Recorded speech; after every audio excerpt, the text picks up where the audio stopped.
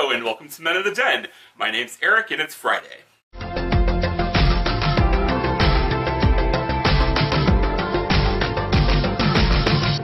So this week on Men in the Den, it's LGBT Issues Week, and today we're going to talk a little bit about something that's actually kind of sideways to a lot of queer things that you wouldn't normally expect. We're going to talk about bluegrass. So, Patrick, introduce yourself real quick. My name is Patrick Seafield. And how did you get started with bluegrass? It's a long answer, but I remember when I first heard the banjo, as a 10-year-old, I was stunned. Like, I was frozen in place. It captivated me. And that stayed with me for a long time. And you play banjo today? Yes, I play banjo. Awesome. So you took part in a float contingent in the San Francisco Pride Parade for Bluegrass Pride. Yes, I did. What is Bluegrass Pride? Bluegrass Pride was the California Bluegrass Association put a float in the San Francisco Pride Parade, specifically trying to promote inclusion for LGBT folk in the bluegrass community. And this is a whole new thing for CBA. Oh yes, it was very new. The first one in the world as far as anyone knows. And the Bluegrass Pride float won an award. Yes, the best overall contingent of the whole parade. Fantastic. In San Francisco Pride? San Francisco Pride. Fantastic. So bluegrass itself isn't necessarily known for being queer friendly. You know, I think a lot of us have associations with like country being a little more conservative. So how did Bluegrass Pride come about?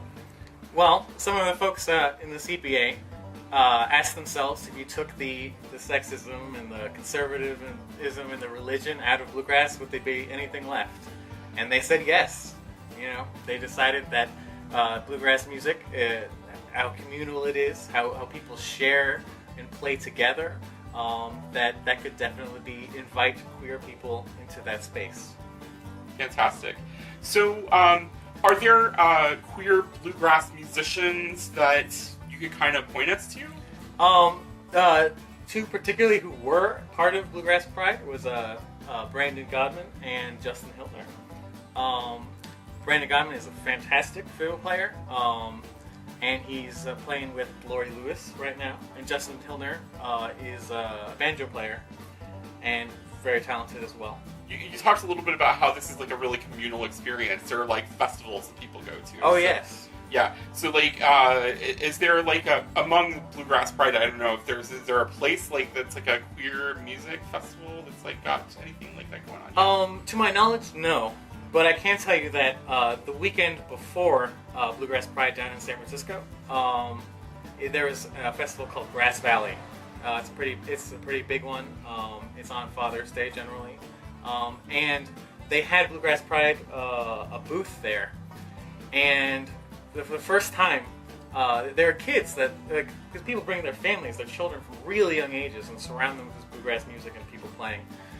So for the first time, these kids saw the Bluegrass Pride shirts and flags, and some of them nobody knew they were queer, but they picked up the shirts and they waved the flags and they were running around and.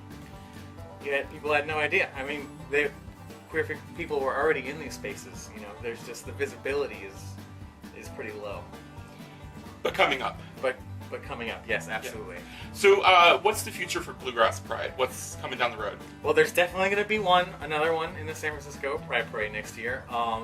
Myself and a couple other people up here are going to put one in the Portland Pride Parade, and there's going to be at least one more in another city. So hopefully it spreads, and we get more queer people interested in bluegrass because it's a wonderful music, and we spread the inclusivity. Awesome. So Kentucky and Tennessee people, I'm looking for you.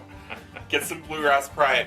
If people wanted to learn more about Bluegrass Pride, where would they go to find more about it? You can check out, there's a website, bluegrasspride.net, and there's a Facebook group as well. Thank you, Patrick, so much for being with us on the show today. My pleasure. Awesome. So if you want to learn more, we're going to put some links down in the crotch. If you have questions about bluegrass music or Bluegrass Pride, please leave those down in the comments. If you like this video, please give us a thumbs up. And if you want to see more videos like this, please subscribe to our channel. You can find us on YouTube, Facebook, Twitter, Tumblr, and Instagram. And I'll see you all next Friday. Cheers!